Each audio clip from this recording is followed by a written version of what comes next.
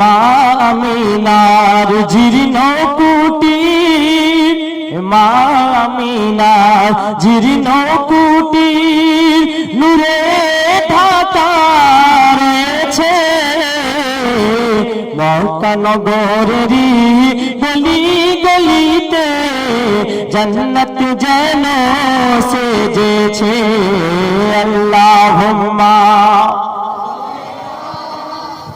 سيدنا مولانا محمد وعلى آله سيدنا مولانا محمد صلي على محمد صلى محمد ہر دم زبان سے نکالو پاک نام محمد ہر دم زبان سے نکالو پاک نام محمد. اللہم صلی علی سیدنا مولانا محمد وعلی آلہ سیدنا مولانا محمد. حضرت عیسیٰ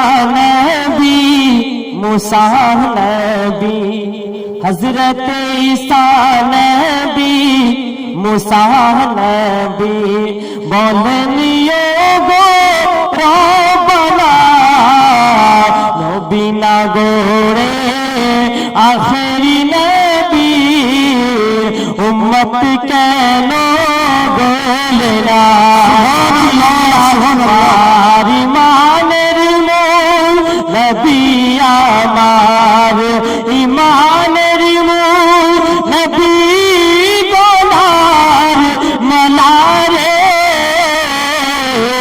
نبیر شانے درود سلام پڑے میٹا ایمانر جانا رے. اللہم صلی علی سیدنا مولانا محمد وعلی آلہ سیدنا مولانا محمد صلی علی محمد ہر دم زبان سے نکالو پاک نام محمد ہر دم زبان سے نکالو شفیعنا محمد. আসুন সর্বপবিত্র প্রশংসা গুণগান গুণকীর্তন গুণভাজন তারিফ প্রশংসা সবকিছুই সেই মহান আল্লাহ পাক আল্লাহ তাআলার জন্য, যে আল্লাহ পাক আল্লাহ তাআলা আমাদেরকে সমস্ত মখলুকের চাইতে আশরাফুল মখলুকাত বানিয়েছেন এবং সমস্ত নবীদের চাইতে হেড অফ দ্য ডিপার্টমেন্ট ইমামুল আম্বিয়া নবী আকা মাওলা আহমদ মুজতবা মুহাম্মদ মুস্তাফা সাল্লাল্লাহু তাআলা আলাইহি ওয়াসাল্লামের উম্মত বানিয়ে উম্মতে মুহাম্মাদি বানিয়ে সমস্ত ওলিদের হেড অফ দ্য ডিপার্টমেন্ট ইমামুল আউলিয়া পীরানে কি দস্তগীর রওশন জমির কুতুবে রব্বানি গৌসে সমদানি শাহ জিলানি শেখ আব্দুল কাদির জিলানি দাতা মহিউদ্দিন দরবেশ মহিউদ্দিন হযরতে গৌসে আজম রাদিয়াল্লাহু তাআলা আনহুর পাক মাহফিলেতে বসবার মতো সুযোগকে দান করেছেন। সকলে বলি আলহামদুলিল্লাহ। তারপরে পরে আসুন অসংখ্য অগণিত বেশুমার বেহিসাব দরুদ ও সালামের নজরানা বর্ষিত হোক, উদ্ভাসিত হোক, উর্বিত হোক, নাজিল হোক সেই নবী ও রাসূলের প্রতি, যে রাসূল হাবিবে রহমান মালিকে জমিন ও আসমান কিবলায়ে দ্বীন ও ঈমান মক্কার সরকার মদিনার তাজদার গায়েব সংবাদদাতা নবী মুস্তাফা আমার আজকের মাহফিলেতে হাজির ও নাজির আছে।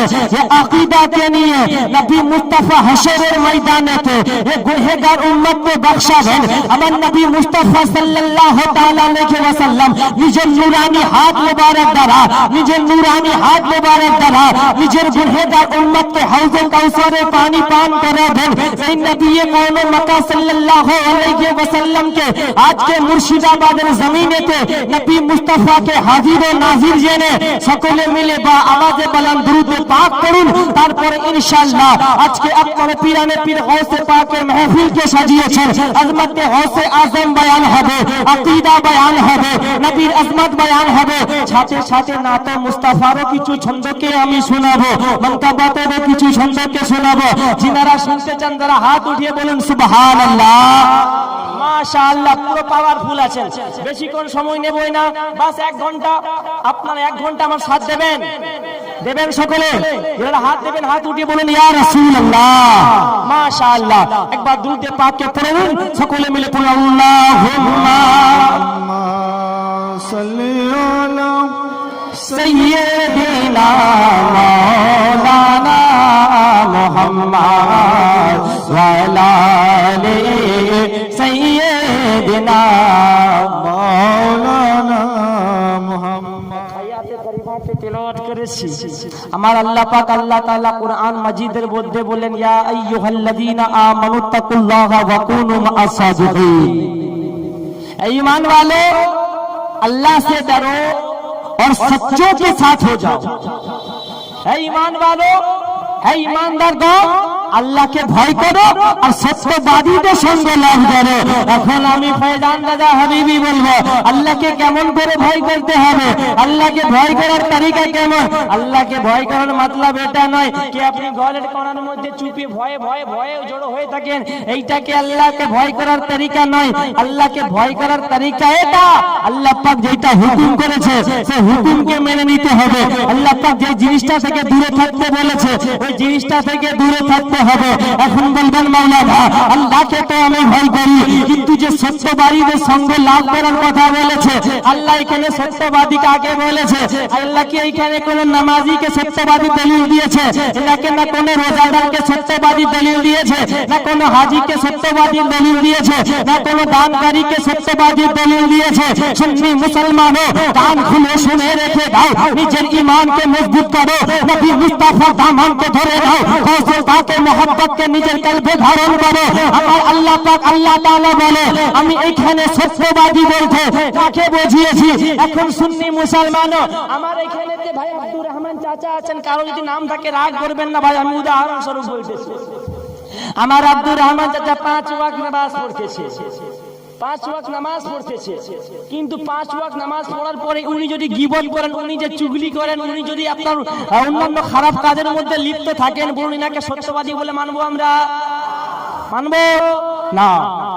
একটা মানুষ আরো একজন ধরুন, আপনার আব্দুর রহমান গেলেন, আব্দুর রহিম চাচাকে ধরুন, তিনাকে দেখা যায় তিনি রমজান মাসে রোজা রাখতেছে, 12 অন্যান্য নফল রোজাকে রাখতেছে, তারপরেও তিনি গিয়ে লোকের পুকুরেতে জাল খেয়ে মেরে মাছ চুরি করছে, তিনাকে সত্যবাদী বলবো? ভাই রাগ করবেন না, আমি উদাহরণ স্বরূপ বুঝাচ্ছি আপনাদেরকে বোঝানোর জন্য। সত্যবাদী বলবো না।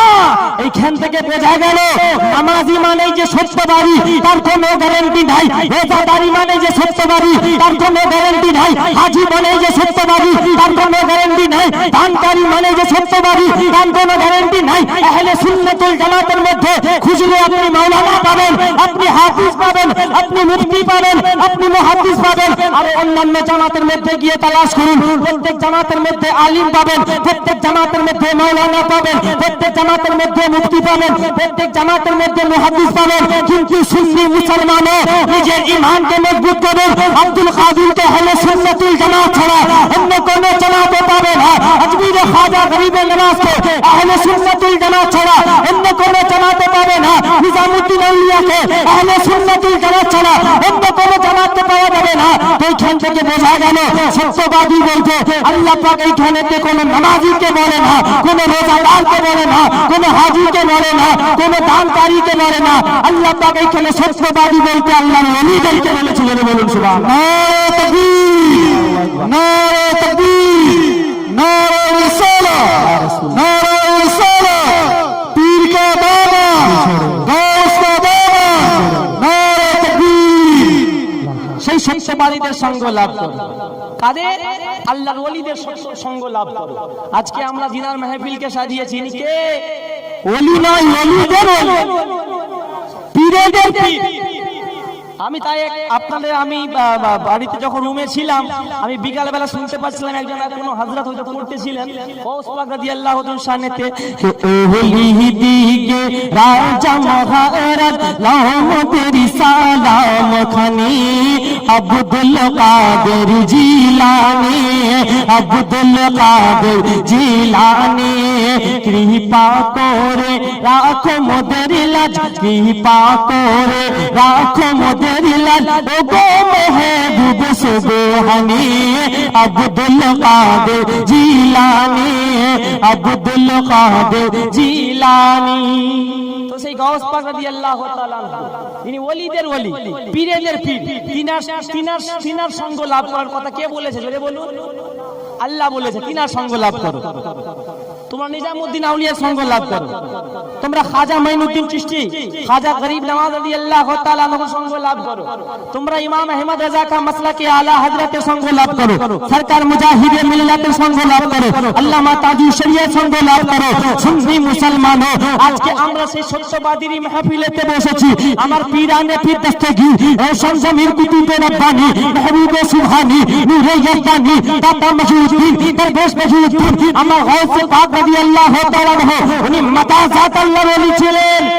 দুনিয়াতে এসে আল্লাহর নফল ইবাদত করে আল্লাহকে রাজি করে একটা ওলি হওয়া আলাদা, কিন্তু যিনি মাদাজাত ওলি হয় তিনি মায়ের পেট থেকে আল্লাহর ওলি হয়ে আসেন।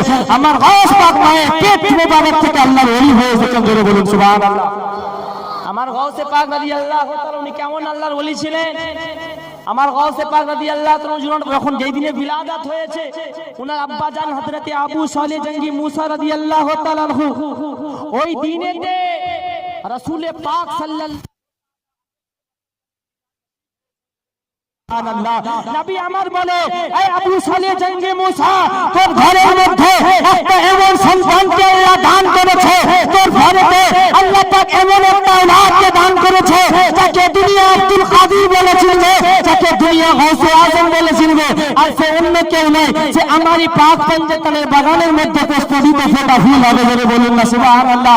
আমার গাউসে আজম উনি কেমন আল্লাহর ওলি ছিলেন? মুসলমানও আপনারা গাউসে পাকের কারামাতকে অনেকেই শুনেছেন, চলুন আমি আপনাদেরকে হুজুর গাউস পাক রাদিয়াল্লাহু তাআলা আনহুর কারামাতকে আমি শোনাই, নিজের ঈমান মজবুত হবে, আল্লাহর ওলিদের ভালোবাসা বাড়বে। সুন্নি মুসলমানও জিনাকে দরবেশ মহিউদ্দিন বলা হয়, জিনাকে দাতা মহিউদ্দিন বলা হয়। আমার গাউস পাক রাদিয়াল্লাহু তাআলা আনহু জামানাত, আমার গাউস পাক রাদিয়াল্লাহু তাআলা আনহুর জামানাত, গাউস পাকের বয়স কখন? কত?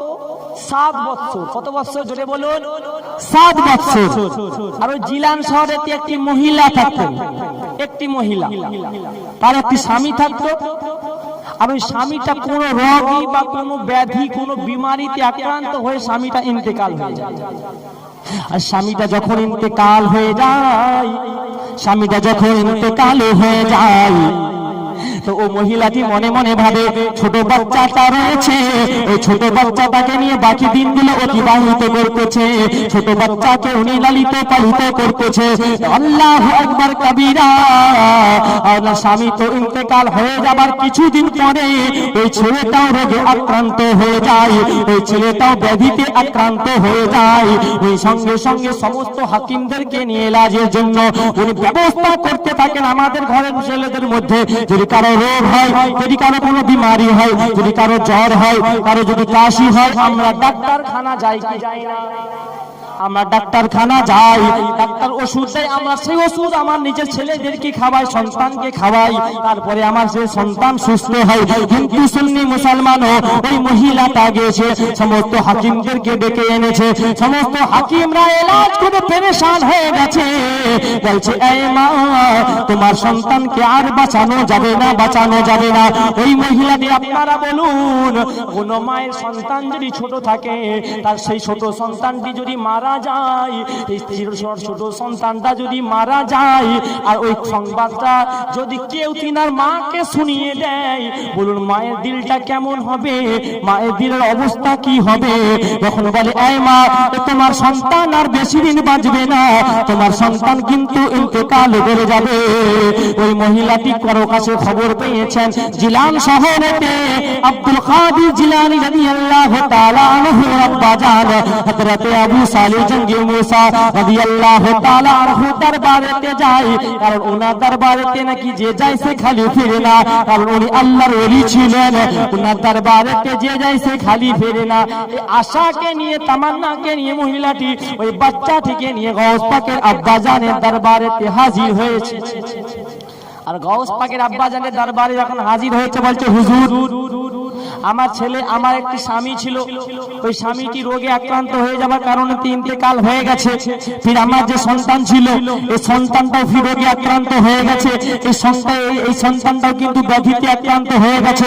হুজুর আপনি আমার জন্য, আমার সন্তানের জন্য দোয়া করুন, যেমন আমার সন্তানটা শেফা পেয়ে যায়, আমার সন্তানটা যেমন শেফা পেয়ে যায়, আমার সন্তানটা যেমন ভালো হয়ে যায়। হযরত আবু সালেহ জঙ্গি মুসা রাদিয়াল্লাহু তাআলা উনি কষ্টে চোখে দেখলেন আর বললেন, এই মা, তোমার ছেলে কিন্তু বেশি দিন বাঁচবে না, কিছুক্ষণের পরেই তোমার ছেলে ইন্তেকাল করবে, কিছুক্ষণের পরেই তোমার ছেলে ইন্তেকাল করবে।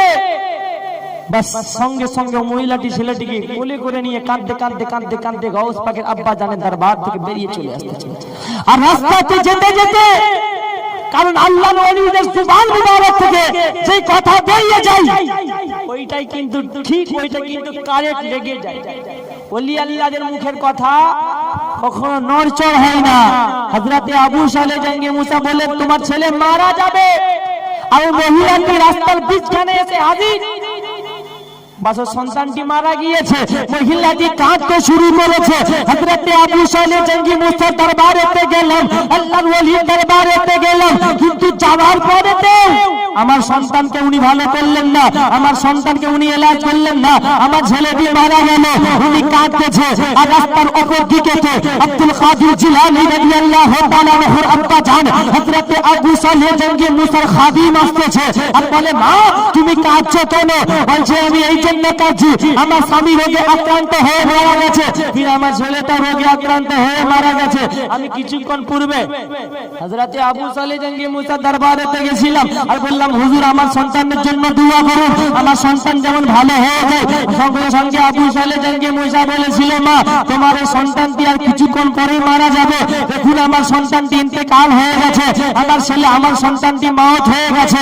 তো সঙ্গে সঙ্গে হযরত আবু সালেহ জঙ্গি মুসার খাদিম বলছে, মা টেনশন নেবার কোনো দরকার নাই, চিন্তা নেবার কোনো দরকার নাই, এক কাজ করো, খোলা ময়দানেতে চলে যাও, ওই ময়দানেতে 7 বছরের ছেলে বেটা আব্দুল কাদের वीराने की दस्तगी और शमशबीर कुतुब रब्बानी महबूब सुहानी अब्दुल कादिर खेला करते थे। बोले अल्लाह सुभान अल्लाह খেলা করতেছে। কেমন খেলা জানেন? আমাদের মতো পাবজি গেম নয়, আমাদের মতো ফ্রি ফায়ার নয়, আমাদের মতো কবাডি খেলা নয়। আমার গাউসে পাক কেমন খেলা খেলতেছে? জীবিত ও মৃত খেলা খেলতেছে, জিন্দা ও মুর্দার খেলা খেলতেছে। যখনই বাচ্চাদেরকে বলতেছে মরে যা, সমস্ত বাচ্চারা শুয়ে পড়তেছে। আবার যখনই বলছে সকলে জীবিত হয়ে যা, তো সমস্ত বাচ্চারা জীবিত হয়ে যাচ্ছে। তো গাউস পাকের আব্বা জানের খাদিম বলতেছে, মা যখন বেটা আব্দুল কাদির বলবে কে সব মরে যা, যখন সমস্ত ছেলে শুয়ে পড়বে, তোমার ওই মরা লাশটাকে, তোমার ওই ছেলে মরা লাশটাকে তুমি ওইখানেতে রেখে দিয়ে চলে আসবে। তারপরে যখন বেটা গাউস পাক আব্দুল কাদির বলবে কে সব জীবিত হয়ে যা, সমস্ত ছেলে জীবিত হয়ে যাবে, তোমার ছেলে কিন্তু জীবিত যখন হবে না, ফিরানে কি নিশ্চয়ের কোনো ব্যবস্থা করবে। যদি বলেন সুবহানাল্লাহ, আল্লাহু আকবার। আমার গাউসে পাক বলছে মরে যা, বাস সব বাচ্চা মরে গেছে, সব বাচ্চা শুয়ে পড়েছে। তারপরে বলছে জীবিত হয়ে যা, সব বাচ্চা জীবিত হয়ে গেছে, কিন্তু ও মরা ছেলে উঠছে না। গাউস পাকের কথা মোতাবেক সব উঠে গেল, কিন্তু ও মরা ছেলে উঠছে না।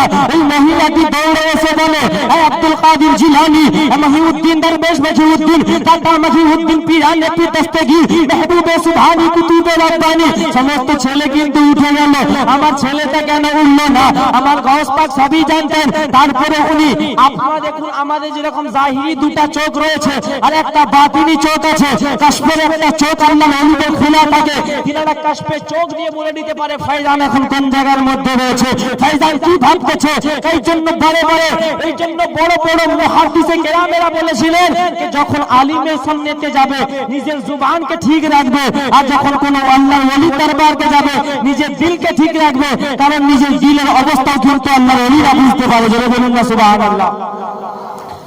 সমস্ত ছেলে জিন্দা হয়ে গেছে, ও ছেলে জিন্দা হয় না।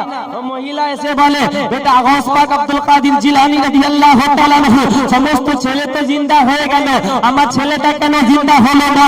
আমার গাউস পাক কাশফে চোখেতে দেখলেন লৌহে মাহফুজের মধ্যে এইখানেতে মৃত লেখা আছে। আমার আকা গাউসে আজম মৃতটিকে মুছে দিয়ে জীবিতকে লিখে দিলেন আর বলে, কুম্বাইজাল্লাহ, ও বাচ্চা জীবিত হয়ে যা, ও বাচ্চা জিন্দা হয়ে যা, তোকে পিরানে পীর দস্তগীর হুকুম করতেছে। জোরে বলেন সুবহানাল্লাহ। বলার সঙ্গে সঙ্গে ওই বাচ্চাটি জীবিত হয়ে যায়, আর ওই মহিলাটি বেটা আব্দুল কাদেরকে জড়িয়ে ধরে, আমার গাউসে পাককে জড়িয়ে ধরে, পিরানে পীরকে জড়িয়ে ধরে চুম্মা দিতে শুরু করেছে, আদর করতে শুরু করেছে। তারপরে বলে, চলুন আপনার আব্বা জানের দরবারেতে যাওয়া যাক। গাউস পাককে সাথে করে নিয়ে গাউসে পাকের আব্বা জানের দরবারেতে গেছেন। হযরত আবু সালেহ জঙ্গি মুসা রাদিয়াল্লাহু তাআলা দরবারেতে গেছেন। বলে, হুজুর, আপনি তো বলেছিলেন কি আমার ছেলেটি মারা যাবে, কিন্তু দেখুন জল জানতো আমার ছেলে কিন্তু আপনার খানকার সামনে দাঁড়িয়ে আছে। কিন্তু আবু সালেহ জঙ্গি মুসাও কিন্তু আল্লাহর জবরদস্ত ওলি ছিলেন। উনি তখন সঙ্গে সঙ্গে বুঝতে পেরে গেছেন, দাদা এই বাচ্চা মরেছে, অবশ্যই এ বাচ্চার মওত হয়েছে, একে জিলিয়েছে, একে বাঁচিয়েছে আমার বেটা আব্দুল কাদের জিলানী। জোরে বলুন না সুবহানাল্লাহ। বলে, বেটা আব্দুল কাদের ইধার আয়, আব্দুল কাদের এদিকে আয়। তোমার বয়স কত বাবা? 7 বছর। তুমি এখন থেকে এই সমস্ত কারামত দেখাতে শুরু করেছো। আমার গাউসে পাক বলে, আব্বা জান, আমি কিচ্ছু করি না, বাস আমি দেখলাম লৌহে মাহফুজের মধ্যে মৃত লেখা আছে, মৃতটাকে আমি খালি জীবিত করেছি। জোরে বলুন না সুবহানাল্লাহ। আমার গাউসে পাক রাদিয়াল্লাহু তাআলা উনি যদি লাঠি মুবারককে মেরে মুর্দাকে জিন্দা করতে পারে, আমার খাজা গরিবে নওয়াজ রাদিয়াল্লাহু তাআলা একটা লোটার মধ্যে যদি আনা সাগরকে উনি টেনে নিতে পারেন, পুরো আনা সাগরকে শুকিয়ে দিতে পারেন, বলুন আমার নবী মুস্তাফা চাইলে কি করতে পারতেন? আজকে যারা সেই রাসূল পাক সাল্লাল্লাহু আলাইহি ওয়াসাল্লামকে নূর মানে না, আজকে যারা সেই রাসূল পাক সাল্লাল্লাহু তাআলা আলাইহি ওয়াসাল্লামকে হাজির নাজির মানে না, শুনুন, প্রমাণ সহকারে শুনুন, আমার নবী নূর কিনা আপনারা বলুন। নবীকে যদি কেউ মাটি বলে তার ঈমান থাকবে? ঈমান থাকবে? নবী নূর কে বলেছে? আল্লাহ। জোরে বলুন। আল্লাহ বলেছে। আল্লাহ বলেছেন, কদ জাআকুম মিনাল্লাহি নূরুন কিতাবুম মুবিন। আমার তরফ হইতে দুটো জিনিসকে পাঠানো হয়েছে, একটা হলো রোশনি কিতাব, একটা হলো রোশনি কিতাব কোরআন মাজিদ, আর একটা হলো নূর। আমি যখন তাজদারে বারেলি আলা হযরতের দামানকে ধরে বললাম, হুজুর গো, আল্লাহ তো রোশনি কিতাব বলতে কোরআন মাজিদকে বলে দিয়েছে, কিন্তু এইখানে তে নূরকে বলেছে।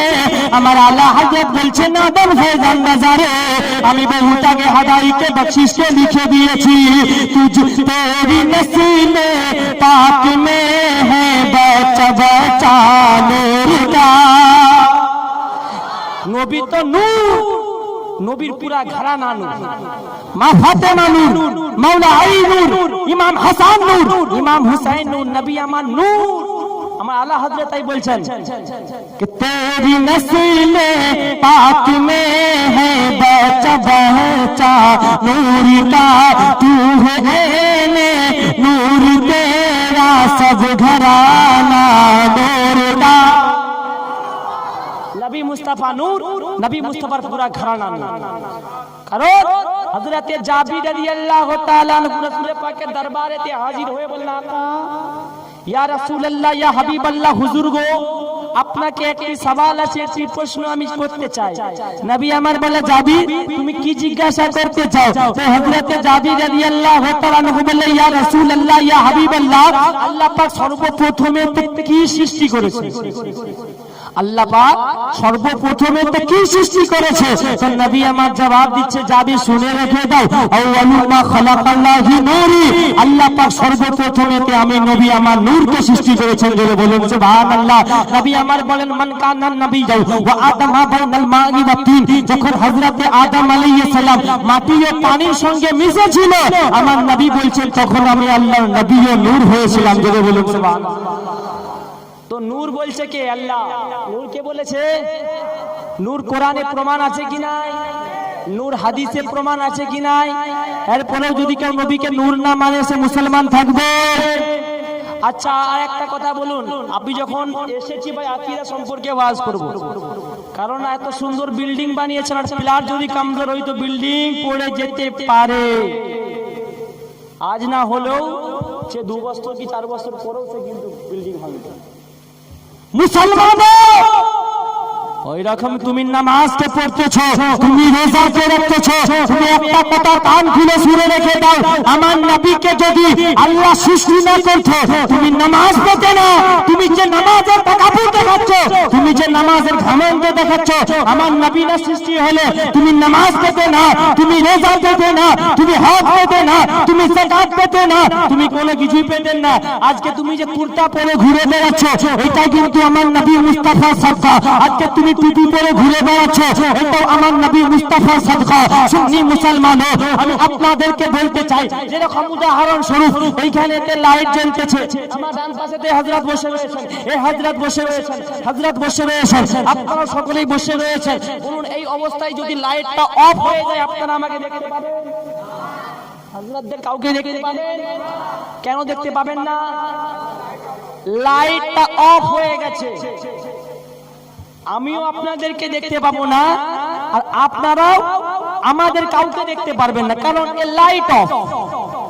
সেই রকম উদাহরণ স্বরূপ আমার গৌসে পাকের শান ও আজমত কত বড়, আমার খাজা গরিবে নওয়াজের শান ও আজমত কত বড়, বলি আল্লাহর শান ও আজমত কত বড়, হযরত নিজামউদ্দিন আউলিয়া রাদিয়াল্লাহু তাআলার শান ও আজমত কত বড়। এইটাকে বুঝতে গেলে ঈমানি পাওয়ার দরকার আছে, আর এই ঈমানি পাওয়ারটা তুমি তখনই অর্জন করতে পারবে যতক্ষণ তুমি একটা কামেল পীরের হাতে হাত দিয়ে বায়াতকে গ্রহণ করবে। জোরে বলুন বেশক। নারে তাকবীর, নারে তাকবীর, নারে রিসালাত, মাসলাকে আলা হযরত, মাসলাকে আলা হযরত, গাউস কা দামান, গাউস কা দামান, ওলি কা দামান, নারে তাকবীর, নারে রিসালাত। তাই বলি যে সময় থাকিতে পীর ধরো মন, দাখিল হইয়া তরিকায়, সময় থাকিতে পীর ধরো মন, দাখিল হইয়া তরিকায়, পীরের হাতে বায়াত হলে খোদা ও নবীর ঠিকানা মিলে, পীরের হাতে বায়াত হলে খোদা ও নবীর ঠিকানা মিলে, বিনা ওসিলাই খোদা পাবে না, বিনা ওসিলাই খোদা পাবে না, কোরআনেই প্রমাণ দেয়, সময় থাকিতে পীর ধরো মন, দাখিল হইয়া তরিকায়। তো আমাদের ঈমানকে মজবুত করতে হবে কি হবে না ভাই? ঈমান মজবুত করতে হবে না? ঈমান মজবুত করতে হবে। আজকে আপনারা জলসা করেছেন, বিরিয়ানি রান্না করেছেন, বিরিয়ানির মধ্যে আপনারা 40,000 টাকা, 50,000 টাকা, এমনকি যদি 80,000 টাকা, 1 লাখ টাকার আপনি সুগন্ধি দিয়ে ভালো সুন্দরভাবে বিরিয়ানি রান্না করেছেন, আর তার মধ্যে যদি 1-2 ফোঁটা কেরোসিনকে পড়ে যায়, বলুন সে বিরিয়ানির স্বাদ থাকবে? জোরে বলুন, স্বাদ থাকবে না। কারণ বিরিয়ানি তুমি 1 লাখ টাকা খরচা করেছো, তুমি 40,000 টাকা খরচা করেছো, কিন্তু যে 2-3 ফোঁটা কেরোসিন পড়ে গেছে, ওইটাই তোমার বিরিয়ানিকে বরবাদ করে দিয়েছে। তো আমার বলার উদ্দেশ্য এটা, আপনি নামাজ পড়ুন, আপনি রোজা রাখুন, আপনি হজ করুন, আপনি দান করুন, আপনি সব করুন, সমস্ত ইবাদত করুন, কিন্তু সমস্ত ইবাদতের আগে আমার নবী মুস্তাফার ভালোবাসাকে নিজের দিলেতে বসাতে হবে। জোরে বলুন না সুবহানাল্লাহ। সুন্নি মুসলমানো, আমার সেই রাসূল পাকের ঘরানার আওলাদ হলেন আমার গাউসে পাক রাদিয়াল্লাহু তাআলা আনহু। ওনার আরো এক কারামাতকে আপনারা শুনে নেন। আমার গাউসে পাকের আজমত কখনো আমি বয়ান করে শেষ করতে পারবো না। কোন উলামায়ে আহলে সুন্নাতুল জামাত গাউসের আজমত, গাউসে পাকের আজমতকে উনি বয়ান করে শেষ করতে পারবেন না। পৃথিবীর সমস্ত গাছ যদি কলম হয়, পৃথিবীর এই আসমানটা যদি খাতা হয়, পৃথিবীর সমস্ত সমুদ্রের পানি যদি কালি হয়, তারপরে গাউসে পাকের শান ও আজমতকে লিখে বয়ান করতে শেষ করতে পারবে না। তো আমার বলার উদ্দেশ্য এটা, আমার আকা গাউসে আজম রাদিয়াল্লাহু তাআলা আনহু উনি কেমন আল্লাহর ওলি ছিলেন জানেন? একটা বৃদ্ধ বয়সী একটা মানুষ ছিলেন 60 বছরের। তিনি সারা জীবন পীর খুঁজতে খুঁজতে পীর খুঁজতে খুঁজতে পীর খুঁজতে খুঁজতে বাকি জিন্দেগিটা উনি শেষ করে দিয়েছেন। কোন পীরের সামনেতে গেছে তো দেখতে পাই ওই পীরটা এক গ্লাস পানিকে 3 নিঃশ্বাসে খাবার জায়গায় 1 নিঃশ্বাসে খেয়ে দিচ্ছে। তখন বলছে না না না না না, এ পীরের যোগ্য হতে পারে না। আবার কোন পীরের সামনেতে গিয়েছে তো সে পীর দেখতে পাই মসজিদেতে ডান পা দেওয়ার আগে বাম পা দিয়ে দিয়েছে। তো বলছে না না না না না, এ পীর হতে পারে না। মানে 100% এর মধ্যে 99% ঠিক আর 1% যদি কিছু খারাপই দেখতে পেত তো সে বলতো না না না না না, এ পীর হতে পারতেন, এ পীর হতে পারে না। সে রাত্রে বেলা বাড়িতে গিয়েছে, সে তার স্ত্রী বলছে তুমি তো পীর খুঁজে খুঁজে খুঁজে খুঁজে খুঁজে খুঁজে তোমার জিন্দেগির সমস্যা, এখন আল্লাহ না করুক তোমার যদি রাতেতে মওত হয়ে যায় তো কালকে হাসরের ময়দানে তো আমি আমার পীরের দামানকে ধরে উঠবো, তুমি কার দামানকে ধরে উঠবে? কারণ হযরতে জুনায়েদ বাগদাদি বলেন মাল্লাই সালাহু শাইখুন ফা শাইখুহু শয়তান, जिसका पीर नहीं है उसका पीर शैतान है। হাসরের ময়দানে তো ওর পীর শয়তান হবে। এখনো সময় আছে, কামেল পীর দেখে পীর রাতে murid হয়ে যাও। তো বাস এতটুকু বলার সঙ্গে সঙ্গে ওনার দিমাগে খটকা লেগেছে। তাই তো আমি কখনো চিন্তা করি না, বাস রাতে বেলা উনি বাড়িতে গিয়ে উনি কি করছেন ভাবতেছেন, উনি ঘুমোয় না। ভাই তাকরির আপনার কি হয়েছে, প্রবলেম হয়েছে কিছু?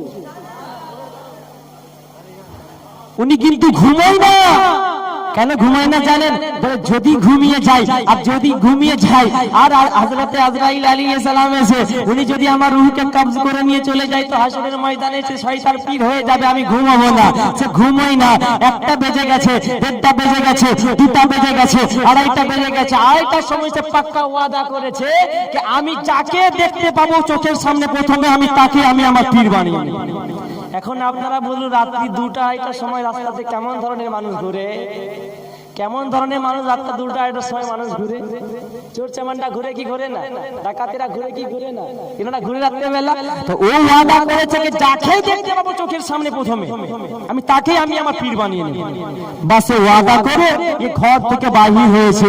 বাইরে বাড়ি এসে দেখতে দেখতে দেখতে দেখতে একটা ডাকাতের উপরে চোখ পড়েছে। তারপর ডাকাতদের কাফলা যাচ্ছে, ডাকাতদের জামাত যাচ্ছে, ডাকাতদের দল যাচ্ছে। যেতে যেতে অবশেষে লাস্টের যে যিনি ছিলেন তিনার উপরে নজর পড়েছে। আর তিনার উপরে যখন নজর পড়েছে ও ছুটে গিয়ে ডাকাতের কদমকে ধরে বলছে পীর সাহেব। আরে ডাকাত বলে আরে আমি সারা জিন্দেগিটা চুরি করে করে করে করে কাটিয়ে দিলাম, এ আবার পীর সাহেব বলছে আমাকে। বলছে আমি তোর পীর নই, আমি চোর, আমি চোর, চুরি করে করে আমার বাকি জিন্দেগিটা কাটিয়েছি, আমি চুরি করি চোর। বলছে না আপনি আমার পীর সাহেব। বলছে আমি চুরি করি আমি চোর। বলছে না আপনি আমার পীর সাহেব। বলে তোর বিশ্বাস হয় না? বলছে না বিশ্বাস হয় না। বলছে দেখ আমি সামনের বাড়িতে যাচ্ছি, সামনের বাড়িতে গিয়ে চুরি করব, তো তখন তুই দেখে বিশ্বাস করবি তো আমি চোর। বলছে আপনি চুরি তো করবেন ঠিক আছে, কিন্তু আগে তো আমাকে মুরিদ বানান, আগে তো আপনি আমাকে মুরিদ বানান। বলে আজিব মানুষে পাল্লাই পড়লাম, তো এ কোন পাগলের পাল্লাই পড়লাম রে? এ আমাকে চোরকে চোরের কদমকে ধরে বলে পীর সাহেব, আবার আমি বলছি চুরি করতে যাব, বলছে আবার আমাকে মুরিদ করে চুরি করতে যাও। ইয়ে কি ব্যাপার, ইয়ে কি কথা? বলে চল তোকে সাথে করে নিয়ে যাই। আচ্ছা আমি চোর চুরি করতে যাব, চুরি করার পরে চুরি করব আমি তোর চোখের সামনেতে। তুই নিজের চোখে দেখবি আমি চুরি করছি, তারপরে তুই বিশ্বাস করবি তো? বলছে হ্যাঁ আমি বিশ্বাস করব, কিন্তু মুরিদ আপনাকে বানাতে হবে, আমি আপনাকে ছাড়ছি না। বাসে চোরটা ঘরের মধ্যে গিয়েছে, যে রুমের মধ্যে প্রবেশ করেছে, রুম পুরা অন্ধকার, না কোনো লাইটিং আছে, না কোনো আলো কিছু আছে, কিচ্ছু নাই, না কোনো প্রদীপ আছে, কিছুই নাই, অন্ধকার রুম। আরে চোর গিয়ে ভাবে আমি কোন ঘরেতে ঢুকলাম, কোন রুমেতে ঢুকলাম, পুরোই তো অন্ধকার, কাউকে দেখতে পাচ্ছি না। আন্দাজেতে ডান দিকে হাত মেরেছে, ডান দিকে যখন হাত মেরেছে, তো ডান দিকে যখন হাত মেরেছে তো হাতের মধ্যে তাসবিহ উঠেছে, বাম দিকে হাত মেরেছে, যখন বাম দিকে হাত মেরেছে তো নামাজের মুসাল্লা হাতে এসেছে, ঠিক যখন সামনেতে হাত মেরেছে তো সামনেতের মধ্যে লোটা হাতে এসেছে। চোর মনে মনে ভাবতেছে আল্লাহ রে, আমি সকালবেলা যখনই দেখতে পাই এ ঘর থেকে বাদশা বের হয়, কত সুন্দর সুন্দর কাপড় পরে, কত দামি দামি কাপড় পরে, কিন্তু এ ঘরের মধ্যে লোটা, এই ঘরের মধ্যে তাসবিহ, এই ঘরের মধ্যে মুসাল্লা, এ কেমন করে হতে পারে? দেখুন চোর এক পাশেতে অন্ধকার রুমের, চোর এক কোণাতে, অপর কোণাতে পিরানে পিতাস্তগি ও সরসবি কুতুব রব্বানি ও সুলতানি মেহবুব সুবহানি আমার আকা গৌসে আজম অপর দিকে রয়েছে। সকাল হয়ে গেছে, হযরত খাজা খুশির আলাইহিস সালাম আমার আকা গৌসে আজমের দরবারেতে হাজির হয়েছে আর বলে ইয়া গৌসে আজম, কারখের মধ্যে একটা কুতুব ইন্তেকাল হয়ে গেছে, আপনি একটা কুতুবকে ফিট করে দেন, আপনি একটা কুতুবকে ঠিক করে দেন। তো আমার আকা গৌসে আজম বলছে আমার ঘরেতে একটা মেহমান কুতুব এসেছে, আমি পাঠিয়ে দেব। চোর সঙ্গে সঙ্গে ছুটে এসে বলে আকা গৌসে আজম আমি তো চোর আছি, আমি তো চুরি করতে এসেছি, আমি চোর। আকা গৌসে আজম আমি চোর। আমার আকা গৌসে আজম বলে তুই এতদিন চোর ছিলি, আব্দুল কাদির যখন নিজের মুখ নিয়ে তোকে কুতুব বলে দিয়েছে, আল্লাহ তোকে কুতুব বানিয়ে দিয়েছে। বলুন সুবহানাল্লাহ।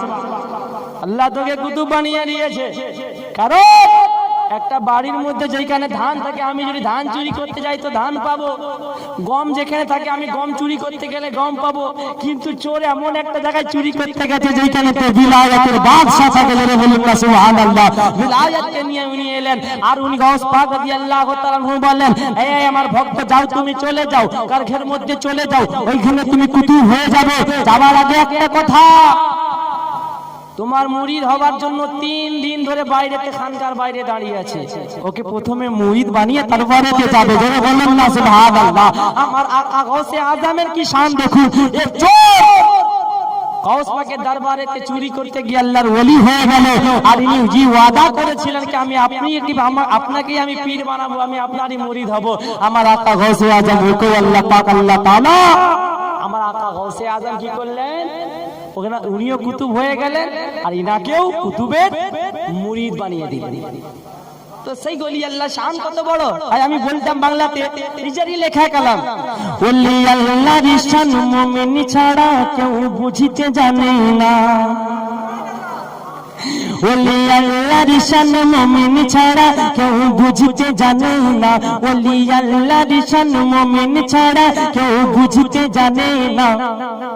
যাদের চোখ থাকিতেও অন্ধ যারা, চোখ থাকিতেও অন্ধ যারা, চোখ থাকিতেও অন্ধ যারা, বুঝবে কি আমার আকা গৌসের সানা খানা।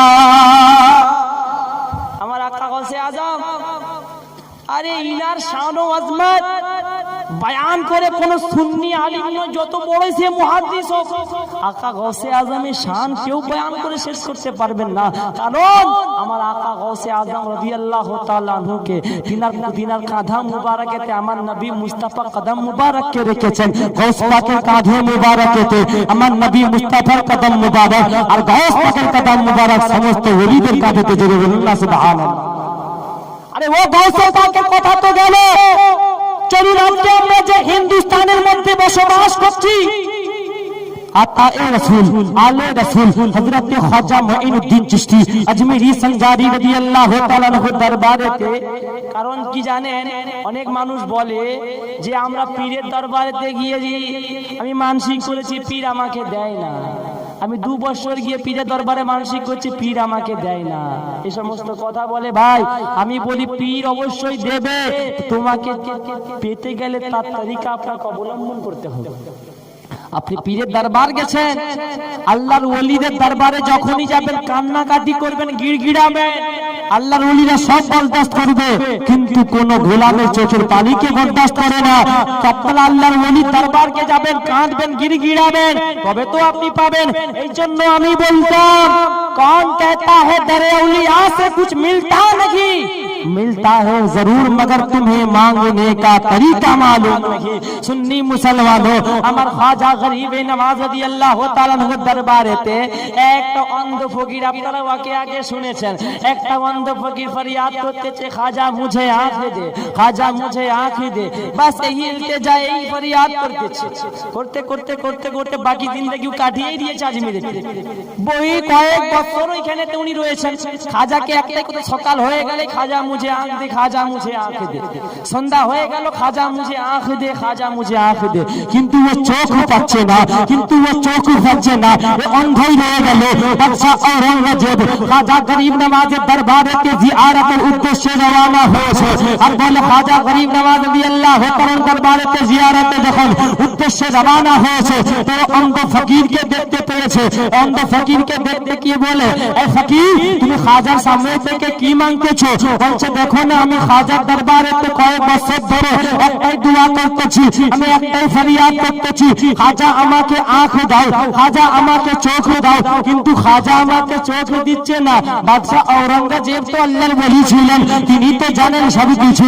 তিনি বলেন, আচ্ছা খাজা তোকে চোখ দেয় না, খাজা তোকে আঁখ দেয় না, আচ্ছা ঠিক আছে, আমি খাজা গরিব নওয়াজের দরবারকে যাচ্ছি, আবার জিয়ারত টুকুন করবো, ফিরে আসবো, যাওয়া যতটুকু সময় আর আসবা যতটুকু সময়, এতটুকু সময় কিন্তু তোকে দিলাম। এই সময়ের মধ্যে তুই যদি চোখ পেয়ে যাস, বাস তোকে ছেড়ে দেবো। আর যদি চোখ না পাস, তোর গর্দান কিন্তু তলওয়ারে করে তোর কতল করে দেবো, তোকে কিন্তু তোর গর্দান কিন্তু তলওয়ারে করে কতল করে দেবো, তোকে কিন্তু এইখানেতে উড়িয়ে দেবো।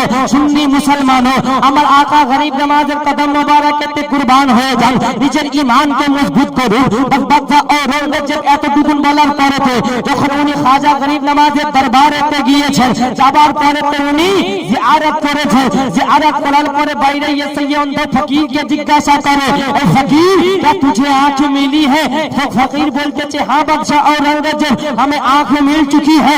सुन्नी मुसलमानों, तখন बादशाह औरंगजेब बोलছে, ए अंधा फकीर सुन ले, इतने दिन से अजमेर में खाजा से तू यही फरियाद कर रहा था, खाजा मुझे आंख दे, खाजा मुझे आंख दे, मगर तुझे मांगने का तरीका मालूम नहीं था। जब मैंने तुझे डर दिखाया कि तेरे गर्दान को हम तलवार से कत्ल कर देंगे, डर के मारे तू खाजा से फरियाद करने लगा, खाजा मुझे आंख दे वरना मेरा गर्दान चला जाएगा, खाजा मुझे आंख दे, खाजा আমাকে চোখ দিয়ে দেন, না হলে আমার গর্দান কিন্তু চলে যাবে। নিজের জানকে বাঁচানোর জন্য যখন খাজার দরবারেতে নিজের দিল থেকে একবার চেয়ে নিছিস, খাজা তোকে চোখ দিয়ে দিল, তো আজকে আমার বলার উদ্দেশ্য এটা, ওলি আল্লাহ দরবারেতে হাজিরি দেন, নবী মুস্তাফা সাল্লাল্লাহু আলাইহি ওয়াসাল্লামের আওলাদের দরবারেতে হাজিরি দেন, কিন্তু নিজের দিলকে ঠিক রাখুন, নিজের দিলকে পরিষ্কার রাখুন, কারণ আল্লাহর ওলির দরবারেতে দিল পরিষ্কার দিলেতে হাজিরি দিলে এবং নিজের গিড়গিড়িয়ে গিড়গিড়িয়ে গিড়গিড়িয়ে খাজা গরিব নওয়াজ নয়, যে কোনো আল্লাহর ওলির দরবারেতে আপনি যদি দিল থেকে একবার ফরিয়াদ করেন, আল্লাহর ওলিরা চোখের পলক মারতে না মারতে আপনার ফরিয়াদকে শুনে নেয়। জোরে বলুন সুবহানাল্লাহ।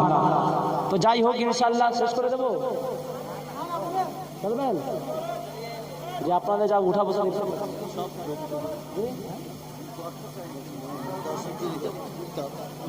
আচ্ছা ভাইজান, ঠিক আছে, আমি তো বুঝতে পারছি আপনাদের অবস্থাটা, সকলে উঠা বসা করতেছে, বাস আমি কিছুক্ষণ তাকরীর করব, আর কিছুক্ষণ আমি আর কিছুক্ষণ তাকরীর করতেছি। হ্যাঁ ভাই, যিনারা পিছনে বসে রয়েছেন একটু সামনে চলে আসেন, তো চলে আসেন, চলে আসেন, দরুদ শরীফ পড়তে পড়তে আল্লাহুম্মা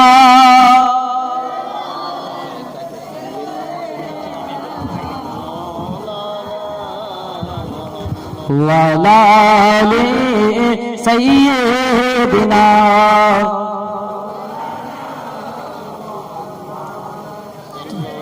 सल्लु अला मुहम्मदिन सल्लु अला मुहम्मद, हरदम ज़बान से निकालो पाक नामे मोहम्मद हरदम ज़बान से निकालो शफीए ना मोहम्मद अल्लाहुम्मा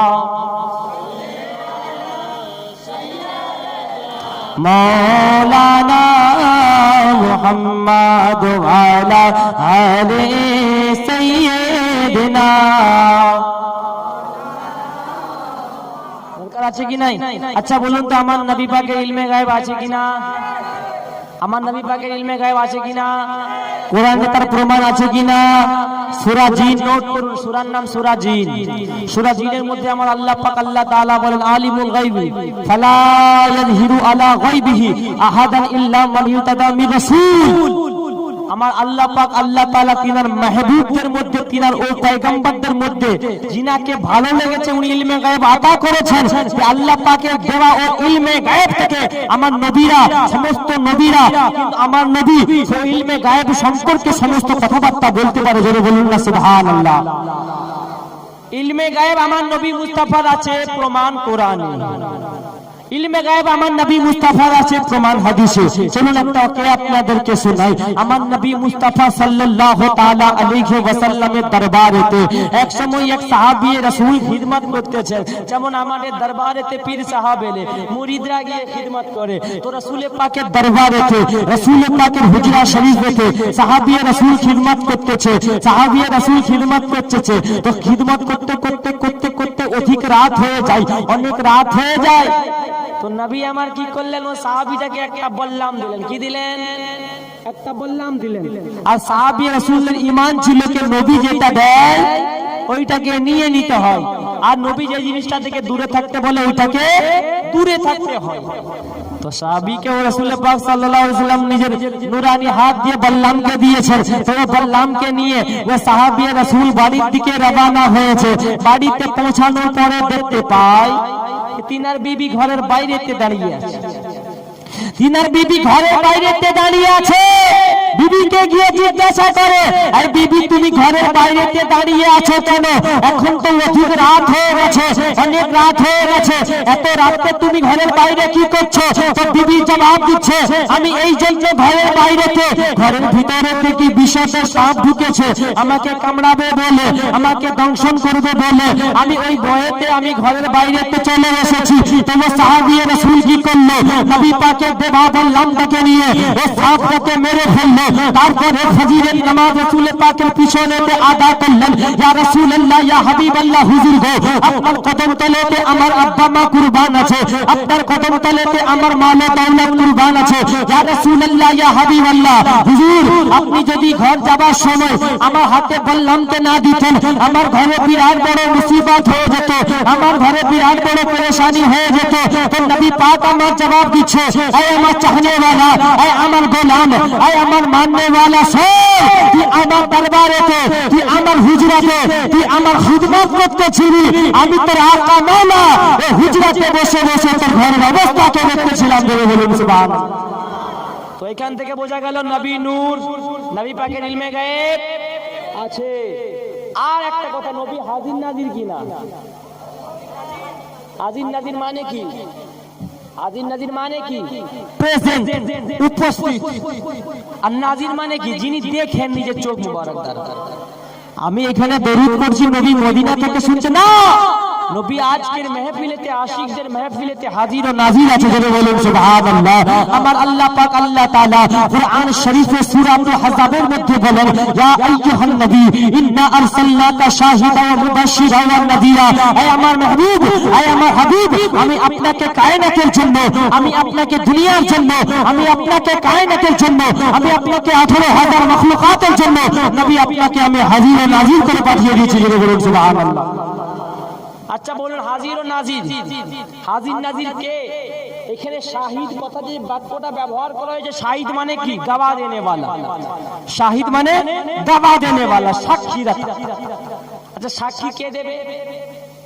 উদাহরণ স্বরূপ আমার এক পাশে আব্দুর রহমান ভাই রয়েছেন আর আব্দুর রহিম ভাই রয়েছে। আব্দুর রহমান ভাই আর আব্দুর রহিম ভাই দুই ভাই মারামারি করেছে। সেইটাকে যদি আমি নিজের চোখে দেখি, নিজের কানে শুনি, তারপরে আমাকে যদি কোর্টে নিয়ে যে বলা হয় আচ্ছা বলো, আব্দুর রহমান আব্দুর রহিম দু ভাই যে মারামারি করেছিল ভাইজান, তুমি কি নিজের চোখে দেখেছো? তখন আমি বলবো হ্যাঁ আমি নিজের চোখে দেখেছি, আমি নিজের কানে শুনেছি, তবে কিন্তু আমার সাক্ষীটা গ্রহণযোগ্য হবে। কিন্তু যদি বলে না আমি নিজের চোখে দেখিও না, নিজের কানে শুনিও না, বাস আমাকে লোক বলেছে আমি শুনেছি, আপনার ওই সাক্ষীটা গ্রহণযোগ্য হবে? আমি উদাহরণস্বরূপ আপনাদেরকে বুঝাচ্ছি ভাই, খুব ঠান্ডা মাথায় বুঝুন, আপনার ওই সাক্ষীটা গ্রহণযোগ্য হবে? গ্রহণযোগ্য হবে না। তো আমার বলার উদ্দেশ্য এটা, আল্লাহ পাক যে তিনার হাবিবকে শাহিদ বললেন, সাক্ষীদাতা বললেন, নবী হাজির ও নাজির বলে তবেই তো সাক্ষীদাতা বলেছে। নবী হাজির ও নাজির আছে, নবীর উপরে থেকে দরুদ পড়তেছেন, নবী আমার ওটাও দেখতেছে, নবী মুস্তাফার উপর দরুদ পড়াকে দেখে কে চোখ বাঁকাচ্ছে, মুখ বাঁকাচ্ছে, নবী আমার ওটাও দেখতেছে। সব সাক্ষী কিন্তু হাসরের ময়দানে দেওয়া হবে, सब साक्षी किंतु हाशर के मैदान में देवा হবে। पहले तो मर के देख, कब्र में जाके देख नबी की अजमत कितनी बड़ी है। কবরেতে যাও, তারপরে বুঝবে আমার নবী পাকের শান কত বড়। যখন মুনকার নাকি সওয়াল করবে মান রব্বুকা মা দীনুকা মান নবিয়ুকা মা কুনতা তাকুলু ফি শানে হাযা রাজুল, বল মান রব্বুকা তো রব কে রব্বি আল্লাহ, মা দীনুকা তো দিন কে দিন ইসলাম, মান নবিয়ুকা তো নবী কে নবী। মুস্তাফা সঙ্গে সঙ্গে মুমিনের কবরেতে হাজির হয়ে যাবেন, জোরে বলুন সুবহানাল্লাহ।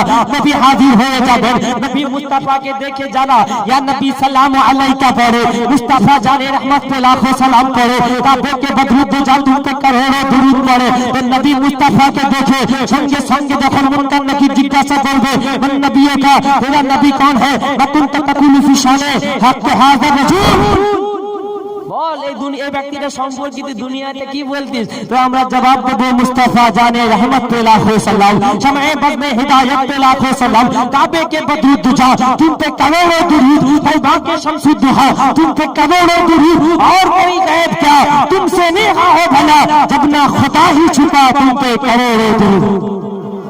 आज যারা রাসূল পাক সাল্লাল্লাহু আলাইহি ওয়াসাল্লামের শান ও আজমত শুনলে চোখ বাঁকায় মুখ বাঁকায়, তিনারা বলবে কুল ইন্নামা আনা বাশারুম মিসলুকুম, ইনি তো আমাদের মতো মানুষ আছে। আস্তাগফিরুল্লাহ, আমাদের মতো মানুষ। আল্লাহ পাক তখন জবাব দেবে, এ আমার ফেরেশতা, এই জান্নাতের ঠিকানা হতে পারে না, জাহান্নামে দিয়ে দেবে। জোরে বলুন সুবহানাল্লাহ। জান্নাত আল্লাহ বানিয়েছে, জাহান্নাম আল্লাহ বানিয়েছে। নবীর গোলামদের জন্য জান্নাত, নবীর দুশমনদের জন্য জাহান্নাম। নবীর দুশমনদের জন্য জাহান্নাম, নবীর গোলামদের জন্য জান্নাত। সুন্নি মুসলমানও, এইখান থেকে আমি আপনাদেরকে নবী মুস্তাফা নূর প্রমাণ দিলাম, নবী মুস্তাফার ইলমে গায়ব আছে প্রমাণ দিলাম, নবী আমার হাজির নাজির প্রমাণ দিলাম। আর সবচাইতে বড় কথা, আচ্ছা আপনারা জশ্নে ঈদ মিলাদুন নবী সাল্লাল্লাহু আলাইহি সাল্লাম পালন করেছেন কি করেন নাই? করেছেন? আপনারা জুলুস বের করেছিলেন? আমাদের তো ইনশাআল্লাহ পশ্চিম মেদিনীপুরে তো খুব বড় করে জুলুস বের হয়, ধুমধামের সঙ্গে রাসূল পাক সাল্লাল্লাহু আলাইহি সাল্লামের জুলুস বের হয়। আমরা এমনিতে ভাই টিএমসি পার্টি করি, কেউ সিপিএম পার্টি করি, কেউ বিজেপি পার্টি করি, কিন্তু যিনি নেতাদের নেতা, যিনি ইমামদের ইমাম, যিনি নবীদের নবী, কি তিনার জুলুসে আমরা ঘুরতে পারি না? কারণ বলবে নবী মুস্তাফা সাল্লাল্লাহু আলাইহি সাল্লামের যে দিনেতে বিলাদাত ওই দিনেই তো ওফাত, আবার খুশি মানাতে হবে। আর খুশি কেন মানাতে হবে? আচ্ছা বলুন, আমার নবী পাক সাল্লাল্লাহু আলাইহি সাল্লামের যে দিনে বিলাদাত ওই দিনেতেই ওফাত, মানে কি আমার নবী মুর্দা? যে মুর্দা বলবে তার ঈমান থাকবে? সঙ্গে সঙ্গে সে বেঈমান হবে কি হবে না? আমার নবী মুস্তাফা সাল্লাল্লাহু হাদিসে পাকে শুনুন, মিশকাত শরীফের সাফা মানে পৃষ্ঠা নাম্বার 121 এর মধ্যে হাদিসে পাকটি বর্ণিত করা হয়েছে। ইবনে মাজাহ শরীফের 77 পৃষ্ঠার মধ্যে এই হাদিসে পাকটি বর্ণিত করা হয়েছে যে নবী আমার সমস্ত সাহাবায়ে কেরামদেরকে বলে, আমার সাহাবা তোমরা জুম্মার দিনেতে আমার উপর বেশি বেশি করে দরুদ ও সালাম, আমার উপর বেশি বেশি করে দরুদ ও সালামকে পড়বে। তো সাহাবায়ে কেরামরা আরজ করলেন, ইয়া রাসূলুল্লাহ বাদাল মাউত, কি আপনার ওয়াফাতের পরেও দরুদ শরীফ পড়ব? তো নবী আমার জবাব দিচ্ছে, ইন্নাল্লাহা হারামা আলাল আরদি আন তাকুলা আজসাদাল আমবিয়াই ফা নবিয়ুল্লাহ আইজুন ইরজা, কি আল্লাহ পাক আল্লাহ তাআলা এই জমিনের উপরেতে আম্বিয়া আলাইহিস সালামের নবীগণের শরীর মোবারকের মাটির জন্য খাওয়া হারাম করে দিয়েছে। আল্লাহর তরফ থেকে এদেরকে রিজিক দেওয়া হয়, এরা যে যার রিজিক যে যার মাজারের মধ্যে খেয়ে থাকে। বলুন সুবহানাল্লাহ। এই জুলুস আমরা বের করি না ভাই, আমার গৌসে আজম এসেছেন, আমার খাজা গরিব নওয়াজ এসেছেন, আমার আলা হযরত এসেছেন বলে আমরা জুলুস করি না। জুলুস তো সমস্ত সাহাবায়ে কেরামরা করেছেন, জোরে বলুন সুবহানাল্লাহ। মুসলিম শরীফের হাদিস জিলদে 2 সাফা নম্বর আপনার 409 এর মধ্যে এই হাদিসে পাক বর্ণিত করা হয়েছে। হযরত বারা রাদিয়াল্লাহু তাআলা আনহু এক সাহাবী রাসূল উনি বলতেছেন, ফাসাইদার রিজালু ওয়ান নিসাউ ফাওকাল বুয়ুত ওয়া তাফাররাতা গিলমান ওয়াল খাদু ফি তারিক আয়ুনাদুনা ইয়া রাসূলুল্লাহ সাল্লাল্লাহু তাআলা আলাইহি ওয়াসাল্লাম। নবী পাক যখন মক্কা মুকাররমা থেকে হিজরত করে মদিনা মুনাওয়ারা তশরিফ নিয়ে গেলেন, তো মদিনা মুনাওয়ারা তশরিফ নিয়ে যাওয়াতে মদিনার সমস্ত গলিতে গলিতে লাইটিং দিয়ে সাজানো হয়েছিল। কারণ নবীদের ইমাম আসতেছে, আল্লাহ পাকের হাবিব আসতেছে, নবীদের ইমাম আসতেছে, রাহমাতুল লিল আলামিন আসতেছে, সাইয়্যিদুল মুরসালিন আসতেছে। সমস্ত নবীরা রাসূল পাক সাল্লাল্লাহু আলাইহি ওয়াসাল্লামের জুলুস করেছেন। মা আমেনা বলে আমার শিকাম মুবারকে যখন নবী যখন আমার শিকাম মুবারকে যখন নবী তামার তশরিফ রেখেছেন, তো সমস্ত নবীরা জুলুস করে আমার ঘরে এসেছেন। হযরতে আদম আলাইহিস সালাম এসেছেন, হযরতে ইব্রাহিম আলাইহিস সালাম এসেছেন, হযরতে ইসমাঈল আলাইহিস সালাম এসেছেন। আমি আমেনা জিজ্ঞাসা করি আমার ঘরেতে কারা এসেছে, তো সমস্ত নবীরা যে যার নাম ধরে বলে আমেনা তোমাকে মুবারক দিতে এসেছি, মুবারকবাদ দিতে এসেছি। আমি হযরতে আদম আলাইহিস সালাম ইব্রাহিম নবী বলে এই আমেনা তোমাকে মুবারকবাদ দিতে এসেছি। আমি হযরতে ইব্রাহিম আলাইহিস সালাম ইসমাঈল নবী বলে আমেনা তোমাকে মুবারকবাদ দিতে এসেছি। আমি হযরতে ইসমাঈল আলাইহিস সালাম। তো যখন সমস্ত নবীরা জুলুস করেছে, সমস্ত সাহাবারা জুলুস করেছে, তো এইখানেতে আমাদের চিন্তা নেবার বিরোধিতা করার কোনো কথা নাই। কারণ যদি আমি জুলুসে মুহাম্মাদি বের করা জায়েজ প্রমাণ করলাম, এবার যদি কেউ বলে জুলুসে মুহাম্মাদি বের করব না, আপনার ব্যাপার, আপনি না বের করবেন তো না করবেন, কিন্তু আপনি কাউকে বিরোধিতা করতে পারবেন না, না জায়েজ বলতে পারবেন না। জায়েজকে না জায়েজ বলার হক কিন্তু আপনার না। এই জন্য আমরা সকল রাসূল পাকের গোলাম, আমরা পীর ওলি আল্লাহ মাননে वाला, গাউসে পাকের লঙ্গর খানে वाला, গরিবের নামাজের মস্তানা আছি। আমরা নিজের জানকে দিতে রাজি আছি, কিন্তু নবী মুস্তাফার দামানকে ছাড়তে রাজি নাই। জোরে বলুন সুবহানাল্লাহ। শেষ পর্যায়ে আর একটা হাদিসে পাককে আমি শুনি দিই হযরত, আমরা জলসা করি, প্রোগ্রাম করি, আমরা ফাতিহার ব্যবস্থা করি। ভাই ফাতিহা আমরা করি কি করি না? কিছু ব্যক্তি বলে कि नबी पाक सल्लल्लाहु ताला अलैहि वसल्लमेর দরবারেতে যখনই খানা আসতো রাসূল পাক বিসমিল্লাহ বলে খেয়ে নিতেন। তো আজকে তোমরা সেই খানাকে সামনে রেখে সূরা ফাতিহা পড়ো, সূরা ইখলাস পড়ো, সূরা ফালাক পড়ো, সূরা নাস পড়ো কেন? বলে কি বলে না ভাই, জেনে রাখা দরকার আছে কি নাই? শুনুন বুখারী শরীফের হাদিস, শুনুন বুখারী শরীফের হাদিস জিলদে সানি, বাব হচ্ছে বাবুন নিকাহ।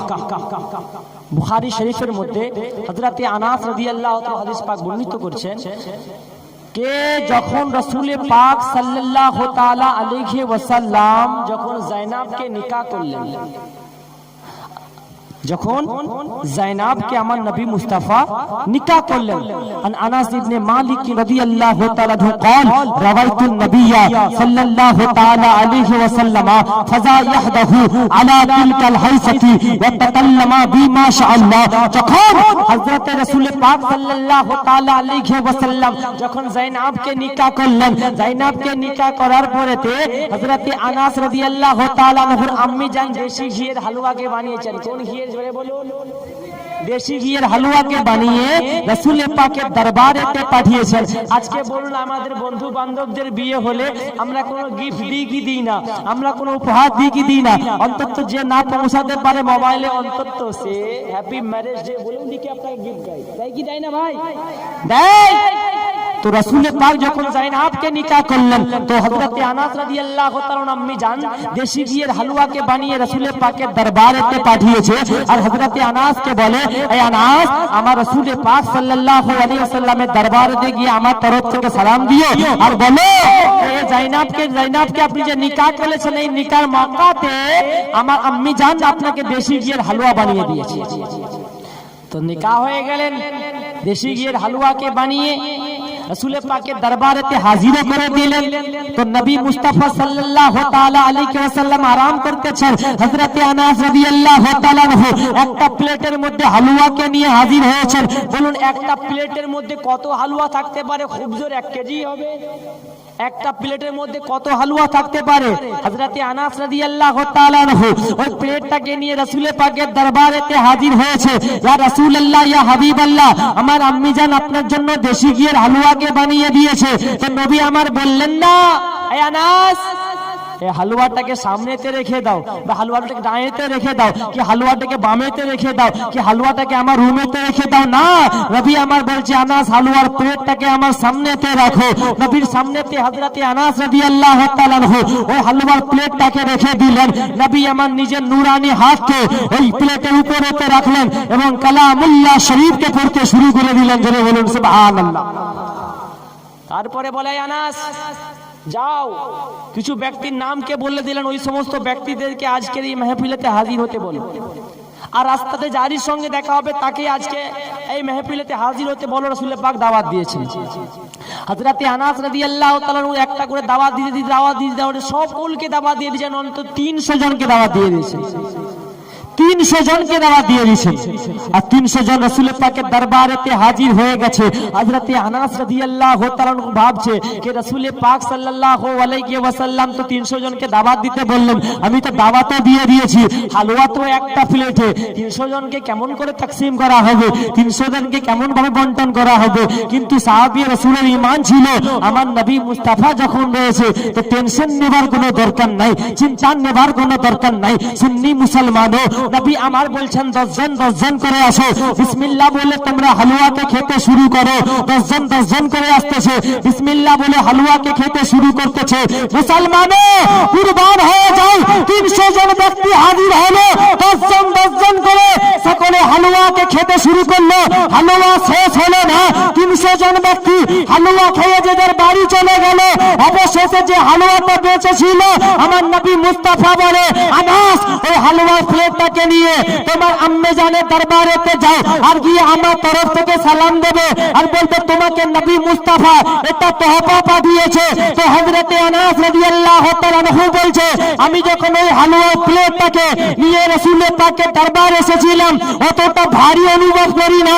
যখন 300 জন ব্যক্তি ওই হালুয়াকে খেয়ে যখন শেষ করলো এবং এরপরে যখন ওই প্লেটটাকে আমি হযরতে আনাস তুলেছি তো অতটা আমি ভারীকে অনুভব করেছি। জোরে বলুন সুবহানাল্লাহ। তো এইখান থেকে বোঝা গেল মিলাদ জায়েজ, ফাতিহা জায়েজ, জুলুস জায়েজ, নবীর ইলমে গায়েব আছে, নবী হাজির নাজির আছে, নবী আমার নূরুল আলা নূর আছে। জোরে বলুন সুবহানাল্লাহ। যাই হোক ভাই, আমি আর বেশি বড় করব না, আমি বুঝতে পারছি এখন রাত।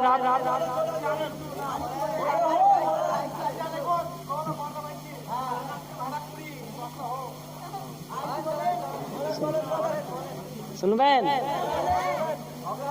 দুরূদ পাক পড়ুন, আল্লাহুম্মা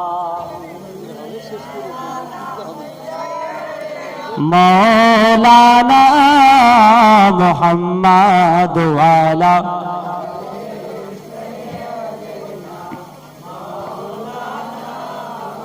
আরো জোরে পড়ুন আল্লাহুম্মা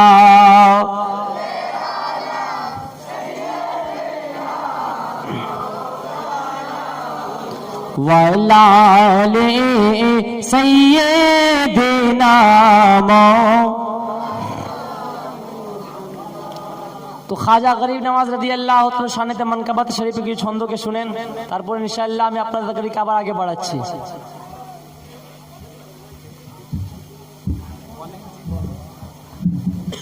খাজা গরিব নওয়াজের শানে মানকাবাত পড়ছি, শুনবেন? তাই বলছি কেউ ফিরে খালি হাতে খাজা পাকের দরবারে। মাইকওয়ালা ভাই একটু মাইকটা ঠিক করেন, একটু ইকো দেন। কেউ ফিরে খালি হাতে খাজা পাকের দরবারে, কেউ ফিরে খালি হাতে খাজা পাকের দরবারে, খাজা পাকের দরবারে। যে গেল সে ফিরে এলো, যে গেল সে ফিরে এলো, আপন ঝুলি পূর্ণ করে। যে গেল সে ফিরে এলো, আপন ঝুলি পূর্ণ করে। कि संदर अजमीर खजा राजा रे राजा महाराजा राजा रे राजा महाराजा अरे सारा भारत हाजर प्रजा ये सारा भारत हाजर प्रजा ये राजधानी जया जुगमीर सुभान अल्लाह আমাদের রাজধানী কোথায় গো আমাদের রাজধানী जोर से बोलो अजमेर शरीफ কোথায় सारा भारत हाजर प्रजा ये राजधानी जया जुगमीर আমার খাজা গরিব নওয়াজ রাদিয়াল্লাহু তাআলা উনকে কে পাঠিয়েছিলেন এই হিন্দুস্তানের বুকেতে আমার নবী মুস্তাফা পাঠিয়েছিলেন বেশক আমার নবী মুস্তাফা পাঠিয়েছিলেন খাজা গরিব নওয়াজকে আমার খাজা গরিব নওয়াজ রাদিয়াল্লাহু তাআলা আনহুকে আমার নবী মুস্তাফা বলে ওই দিন হিন্দুস্তানের বুকেতে তোকে যেতে হবে হিন্দুস্তানের জমিনেতে গিয়ে তোকে দ্বীনের তাবলীগ করতে হবে সেখানে ইসলাম ধর্মকে প্রচার করতে হবে তাই তো ফয়জান ওলি দুনিয়াতে অনেক মন্ত্রী এসেছে দুনিয়াতে অনেক প্রাইম মিনিস্টার এসেছে দুনিয়াতে অনেক নেতা এসেছে সকলের কুরসি কিন্তু চেঞ্জ হয়ে গেছে সকলের চেয়ার কিন্তু চেঞ্জ হয়ে গেছে কিন্তু যে চেয়ার আছে যে পাক পঞ্জতন আমার গরিবের নামাজকে যে চেয়ারের মধ্যে বসিয়ে দিয়েছে পাক পঞ্জতন আমার গরিব নামাজকে যে কুরসির মধ্যে বসিয়ে দিয়েছেন আসরে খোদা মাওলা আলী আমার গরিব নামাজকে যে কুরসির মধ্যে বসিয়ে দিয়েছেন দুনিয়া কুরসি এদিক ওদিক বদলে যাবে চেঞ্জ হয়ে যাবে কিন্তু যে কুরসির মধ্যে পাক পঞ্জতন আমার খাজাকে বসিয়ে দিয়েছে এই কুরসি কখনো চেঞ্জ হবে না ধরে বলুন সুবহানাল্লাহ।